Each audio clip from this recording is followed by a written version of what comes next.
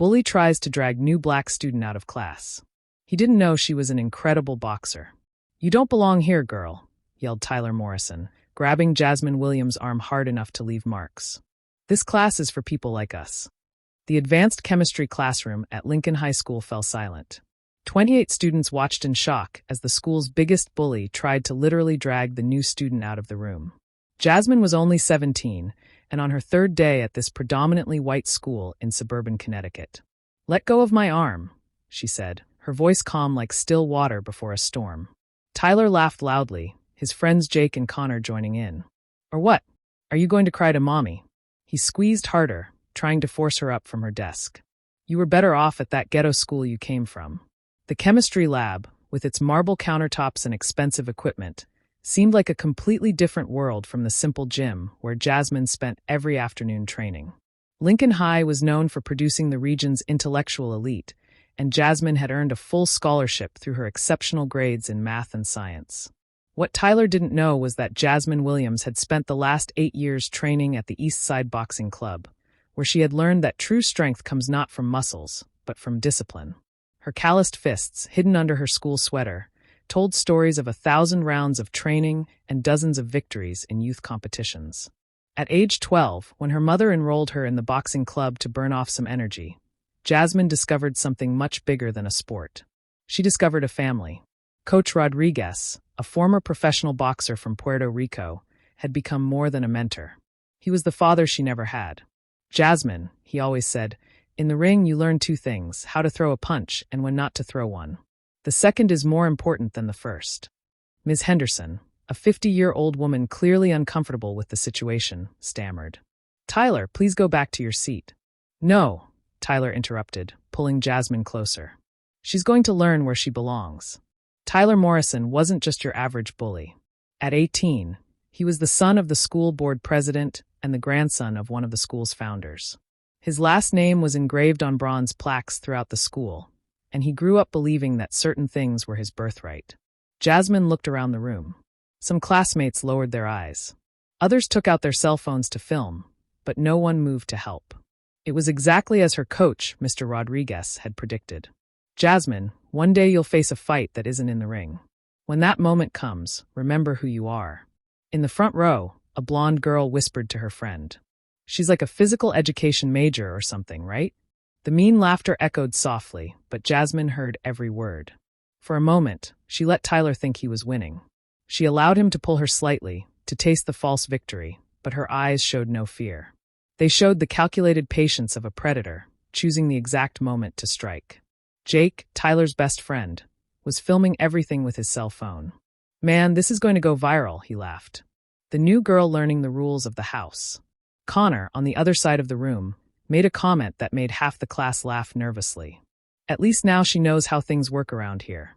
Jasmine took a deep breath, remembering Mr. Rodriguez's teachings on emotional control. In boxing, whoever loses their head first loses the fight, and she never lost. "Last chance," she muttered so low that only Tyler could hear. He laughed again, increasing his strength. "Don't you get it yet? I'm the boss here." And that's when something unexpected happened. In a movement so fast that most of those present could barely follow, Jasmine stood up, twisted her wrist, broke Tyler's grip, and sent him reeling backward. Her eyes now shone with a confidence that made the silence in the room even heavier. "Next time you touch me without permission," she said, calmly adjusting her backpack, "you'll find out exactly what a state junior boxing champion can do when she loses her patience." Tyler stood still, rubbing his sore wrist, unable to understand how such a seemingly fragile girl had broken his grip so easily. Around the room, phones were discreetly tucked away, and expressions of surprise spread among the classmates. Ms. Henderson blinked several times, processing what she had just witnessed. In her 20-year career, she had never seen a student disarm Tyler Morrison so easily and elegantly. What no one in that room knew was that Jasmine Williams wasn't just a new student trying to fit in. She was a force of nature disguised as an ordinary teenager, carrying in her hands the discipline of years of training, and in her heart the determination of someone who had fought for every opportunity in life. Tyler Morrison had just awakened something he was never prepared to face. And as he massaged his sore wrist, he had no idea that this was only the first round of a fight that would forever change the dynamics of that school. If you're enjoying this story of overcoming adversity and justice, don't forget to subscribe to the channel. Because what you've just seen was only the first move in a match where the rules were about to be completely rewritten. News of what happened in chemistry class spread through Lincoln High like wildfire. In less than 2 hours, half the school knew that the new scholarship student had attacked Tyler Morrison. The version of events, of course, changed depending on who was telling the story. "She came here thinking she's all that," whispered Madison Cooper, the mayor's daughter, to her clique at the cafeteria table. Typical aggressive behavior. "I bet she came from one of those troubled schools." Jasmine sat alone in the corner of the cafeteria, pretending not to hear the comments flying around her. Her mother, a nurse who worked double shifts to pay for the expenses that the scholarship didn't cover, always said, "Jasmine, when you enter places where people don't want you, your every move will be judged 10 times more than everyone else's." She had never fully understood those words until now. Tyler appeared in the cafeteria with his wrist dramatically bandaged, surrounded by Jake, Connor, and 3 other boys from the lacrosse team. He gestured excitedly, clearly recounting his version of events to anyone who would listen. "Did you guys see how she attacked me out of nowhere?" Tyler spoke loudly enough for half the cafeteria to hear. Typical violent behavior. "My dad always said people like that shouldn't be here." Jake was recording everything on his phone, apparently planning some kind of social media campaign. "Man, this will show everyone what kind of people they're bringing here now." He laughed. What Tyler didn't know was that Jasmine Williams had grown up as the only black child in 3 different schools. Her mother, determined to give her daughter the best educational opportunities, always managed to get her transferred to better schools, even if it meant facing miles of daily commuting and hostile environments. At 12, when she started at the East Side Boxing Club, Jasmine wasn't just looking for a sport. She was looking for a place where she could vent the anger of being constantly questioned, underestimated, and treated like an outsider in every academic setting she had ever attended. Jasmine, Mr. Rodriguez had said on her first day of practice, "Boxing isn't about hitting other people. It's about controlling your strength when everyone expects you to lose control." During recess, Principal Patricia Walsh called Jasmine in for a talk.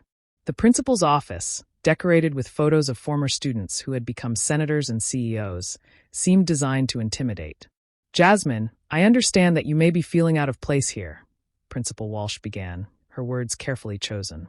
"But physical violence is not how we resolve conflicts at Lincoln High." "Physical violence," Jasmine repeated, keeping her voice calm. "I defended myself from someone who was trying to drag me out of the classroom." "Yes, well, Tyler is saying that you attacked him without provocation," the principal continued, leafing through a report. "And considering that you come from a different background, it might be best if we looked for a school that's a better fit for you." Jasmine felt the blood boil, but her voice remained controlled. "My profile is that of a student with a 9.7 GPA in math and science, Ms. Walsh. What part of that doesn't fit this school?" The principal paused, clearly not expecting such an articulate response. "Well, of course your grades are impressive, but behavioral issues." "Were the security cameras in the chemistry room checked?" Jasmine interrupted politely. "The cameras?" Mrs. Walsh looked surprised by the question. "Yes, I'm sure they'll show exactly who initiated physical contact and who was just defending herself." Meanwhile, Tyler had ramped up his campaign. During gym class, he and his friends spread the word to the entire lacrosse team that Jasmine was dangerous and aggressive. In the locker room, Connor suggested they should do something before she hurt someone. "My dad knows everyone important in this town," Tyler boasted. "One phone call, and she's back in whatever hole she came from." What Tyler didn't realize was that his own words were being carefully documented. Emma Rodriguez, Jasmine's cousin and the only Latina in the class, had begun discreetly recording the prejudiced conversations that took place when they thought no one different was listening. That afternoon, Jasmine arrived at the boxing club with a determination that Mr. Rodriguez recognized immediately. "Tough day?" he asked, adjusting her training gloves. "They think they know my story," she replied, beginning to punch the heavy bag with a precision that showed years of discipline. "They think they know who I am." "And who are you?" asked the coach. Jasmine paused for a moment, looking down at her bandaged hands. "I'm still figuring that out, but I know who I'm not. I'm not the victim they expect me to be." Mr. Rodriguez smiled. He had trained hundreds of young people over the years, but few had the rare combination of technical talent and mental strength he saw in Jasmine. "Then show them who you really are, but do it the smart way." The next morning, Tyler escalated the situation even further. He and his friends arrived at school early and scattered printouts of articles about violence in schools, strategically placed in hallways where teachers and staff would find them. The fake papers talked about problem students and behavioral warning signs. Each new humiliation, each malicious whisper, each look of contempt only fueled something inside Jasmine that her oppressors couldn't see. A silent force was growing, nourished by the very injustice they tried to impose on her. What those privileged young people didn't know was that every act of prejudice was writing their own sentence of defeat. They saw a quiet girl who bowed her head in the face of insults and thought they had broken her spirit. But those who truly know strength know that it grows precisely in silence, like a storm forming on the horizon. The next morning, Jasmine arrived at school with a different determination. She was no longer the girl who tried to blend in and go unnoticed. It was time to play the game by the rules she knew: strategy, patience, and surgical precision. During English class, Emma Rodriguez discreetly slipped a note to Jasmine's desk. "I need to talk to you at lunch. It's important," it read in small letters. Emma was different from the rest of Lincoln High. The daughter of Salvadoran immigrants, she had earned her spot through a diversity program that the school maintained more for appearances than out of any real conviction. As Mr. Rodriguez's cousin, she knew Jasmine's story very well. "Do you have any idea what's going on?" Emma asked when they met in the empty library. "Tyler and his friends are spreading rumors that you have a history of violence. They said you were expelled from 3 schools. Jasmine didn't seem surprised. "And people are believing it. Most of them. But I've been recording everything." Emma pulled out her phone and showed her a series of videos. Tyler talking about how people like you shouldn't be here. Connor suggesting they should do something before you really hurt someone. Jasmine smiled for the first time in days. "My cousin always said you were smart," Emma said. "He also told me, you're not exactly a helpless victim." Meanwhile, Tyler had arranged a meeting with his father, Robert Morrison, president of the school board. The luxurious downtown office was adorned with Harvard diplomas and photos of important politicians. "Dad, you need to do something about that girl," Tyler insisted, his wrists still dramatically bandaged. "She's dangerous. She attacked me. For no reason." Robert Morrison was a man accustomed to solving problems with influence and money. "Son, you can't just deal with a troubled scholarship student. Since when do you need my help to handle a school situation?"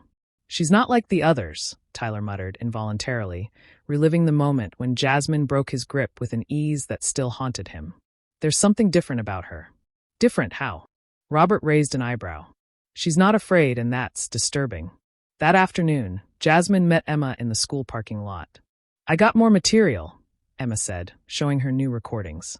Madison Cooper talking about how people like that always cause trouble. Jake planning a social media campaign to show her true colors. "They have no idea what they're creating," Jasmine said calmly, watching the videos. "Every prejudiced word that comes out of their mouths is building their own judgment." Emma was intrigued by Jasmine's calmness. "Do you have a plan?" "My coach always says that in boxing, you study your opponent before you step into the ring. You find out their weaknesses, their patterns, their reflexes." Jasmine put Emma's phone away carefully. Tyler Morrison and his friends are predictable, privileged, arrogant, and dumb enough to document their own ignorance. At the boxing club that night, Mr. Rodriguez noticed a change in Jasmine's demeanor. "You seem different tonight." "I am different," she replied, adjusting her gloves. "I'm tired of being treated like an outsider in a place where I belong." "And what's the plan?" Jasmine began working the heavy bag with a precision that showed years of discipline. "I'm going to give them exactly what they want. A demonstration of what it means to underestimate someone." "Remember," Mr. Rodriguez said, watching his students' flawless technique, "the best fight is the one you win before you even throw the first punch." The next morning, Principal Walsh summoned Jasmine to another meeting. "Jasmine, we've received additional concerns about your behavior. Some parents have called expressing unease about your presence at school." "Parents like Robert Morrison?" Jasmine asked directly. The principal paused, clearly not expecting Jasmine to connect the dots so quickly. "Well, Mr. Morrison is a respected member of the school community. And Tyler is his son," Jasmine finished. "The same person who tried to drag me out of the classroom in front of 28 witnesses. The versions of what happened are conflicting." Jasmine leaned forward. "Ms. Walsh, did you check the security cameras as I suggested?" Another awkward silence. "Unfortunately, The cameras in the chemistry lab were undergoing maintenance that day. How convenient, Jasmine said, her voice laden with sarcasm that made the principal squirm in her chair. During lunch, Tyler showed up in the cafeteria with a new version of events. Guys, I found out more about her story, he announced loudly enough for half the cafeteria to hear. My dad did some digging. She has a violent history. That's why she ended up here. Jake filmed everything, clearly preparing the next post in the smear campaign. Man, this will prove to everyone what kind of people they're bringing here. What Tyler didn't know was that every word was being carefully captured by Emma, who had strategically positioned herself 2 tables behind him. And Jasmine, sitting quietly in the corner of the cafeteria, watched everything with the patience of a hunter waiting for the perfect moment to strike. That afternoon, something changed in Jasmine's behavior. She began to walk through the halls of Lincoln High, not like someone trying to hide, but like someone who belonged there. Her steps were measured, her posture straight, and her eyes carried a confidence that made some students stop to watch. Just when everyone thought they had broken her spirit, something unexpected began to take shape. Not just in the school environment, but mainly in the determined look that now shone with an intensity that made Tyler Morrison realize for the first time that he might have seriously underestimated who he was dealing with. On Friday morning, Jasmine arrived at school carrying more than her usual books. Emma found her in the hallway, her eyes shining with anticipation. "Are you sure about this?" she whispered. "Absolutely," Jasmine replied, her voice laden with a determination that made Emma smile. "Today they're going to find out what it means to underestimate someone." During the first class, Tyler stepped up his campaign. "Guys, my dad got more information about her," he announced to the history class. Apparently, she was expelled from 2 schools for assault. That's why she ended up here. Jake laughed loudly, filming everything for another post on social media. "Man, that explains everything. Typical violent behavior." Madison Cooper, sitting in the front row, added her dose of venom. "Honestly, I don't know why they let people like that study here. My dad always said diversity programs just cause trouble." What none of them noticed was Emma discreetly positioned at the back of the room, recording every prejudiced word that came out of their privileged mouths. During the break, Jasmine executed the first part of her plan. She marched straight to Principal Walsh's office, carrying a folder that made the woman raise her eyebrows. "Ms. Walsh, I need to show you something important," Jasmine said, connecting Emma's cell phone to the principal's computer. "These are recordings from the last 3 days."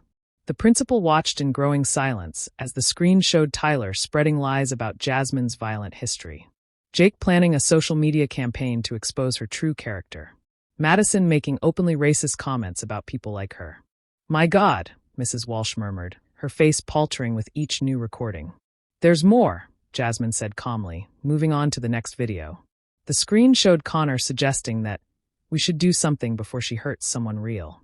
Tyler bragging that, "One call from my dad, and she's back in whatever hole she came from." The principal paused the video, her hands shaking slightly. "Jasmine, I didn't know that." "You didn't know because you didn't want to look into it," Jasmine interrupted politely. "When I suggested checking the security cameras, you said they were down for maintenance. When I asked for an impartial investigation, you chose to believe the word of the board president's son." Meanwhile, Tyler and his friends celebrated in the cafeteria, completely oblivious to the storm brewing. "Man, by the end of the week, she'll be out of here," Tyler laughed, his wrist still dramatically bandaged. "My dad already called some board members," he boasted. He said, "She's a risk to the safety of other students." That's when the principal's voice echoed through the school's PA system. Tyler Morrison, Jake Stevens, Connor Blake, and Madison Cooper report to the principal's office immediately. Tyler frowned. "What the hell is this?" 15 minutes later, the 4 entered the principal's office to find a scene that made their confident smiles disappear instantly. Mrs. Walsh sat behind her desk, flanked by 2 members of the school board and the school resource officer. On the computer screen, paused, was Tyler's face spreading lies about Jasmine. "Sit down," the principal said, her voice icy. Tyler tried to maintain his composure. "Ms. Walsh, if this is about that girl, this is about 3 days of documented harassment, a smear campaign, and openly discriminatory language," she interrupted, pressing play. For the next 15 minutes, they watched in growing horror as their own prejudiced voices were played back with crystal clarity. Jake, who had spent days filming others, was now being filmed without his knowledge. Madison, accustomed to making mean comments among friends, saw her most poisonous words exposed to school officials. "This is illegal," stammered Connor. "They can't record us without permission." "Actually," said the school officer calmly, "Connecticut is a one-consent state. Anyone can record conversations they're participating in." Tyler, finally grasping the extent of the disaster, tried one last card. "My dad is going to hear about this." "You can't. Your father has already been informed," said Mrs. Walsh. "And after reviewing these recordings, the school board has made a unanimous decision." The door opened and Jasmine walked in, carrying herself with the quiet dignity of someone who had just proven her point.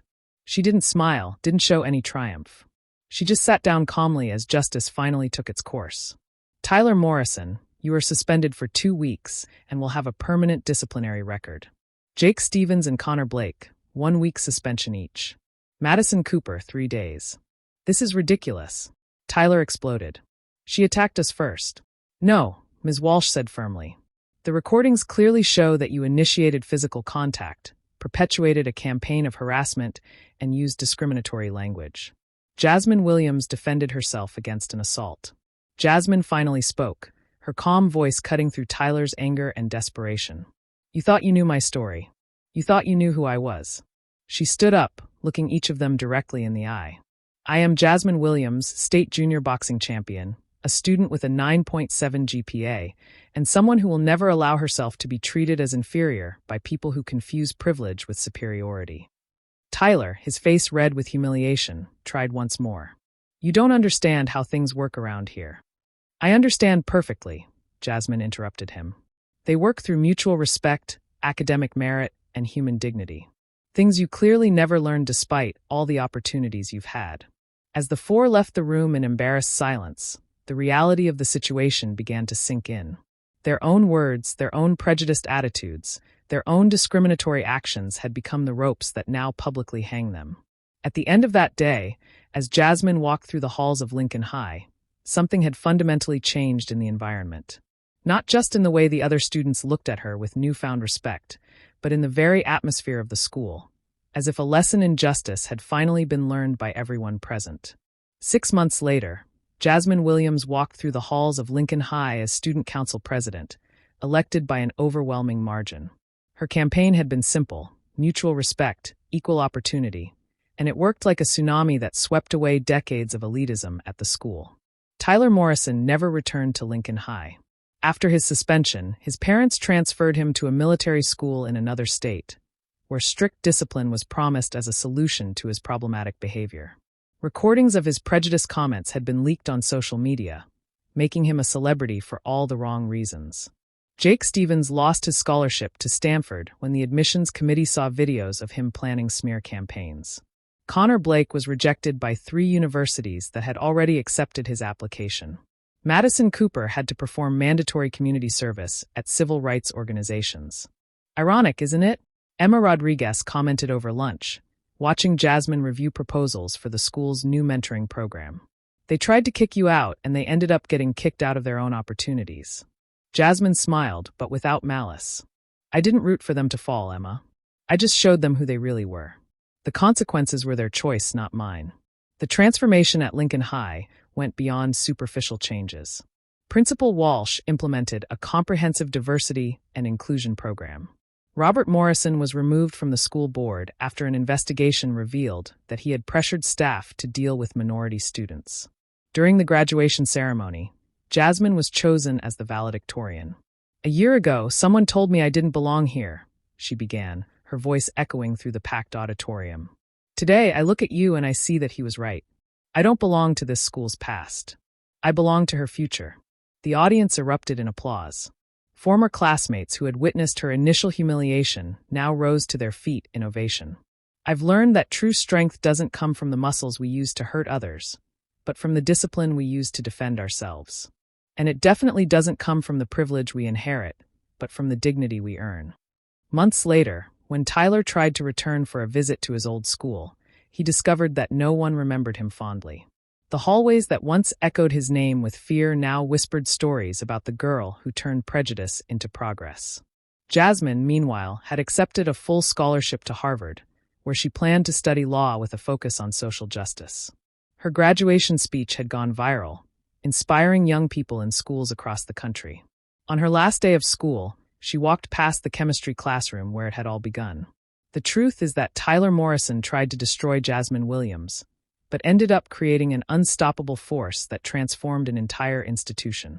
Jasmine proved that inherited privilege will never beat earned dignity, that important last names don't trump important attitudes, and that the true elite are not defined by money or connections, but by the ability to turn injustice into inspiration. She learned that the best revenge is not to stoop to the level of those who hurt you. It's to rise so high that they realize the gulf that always existed between their character and yours. If this story of overcoming adversity touched your heart, don't forget to subscribe to the channel for more stories that prove that sometimes the best blow you can deal to someone who tries to bring you down is simply to rise higher than they can ever reach.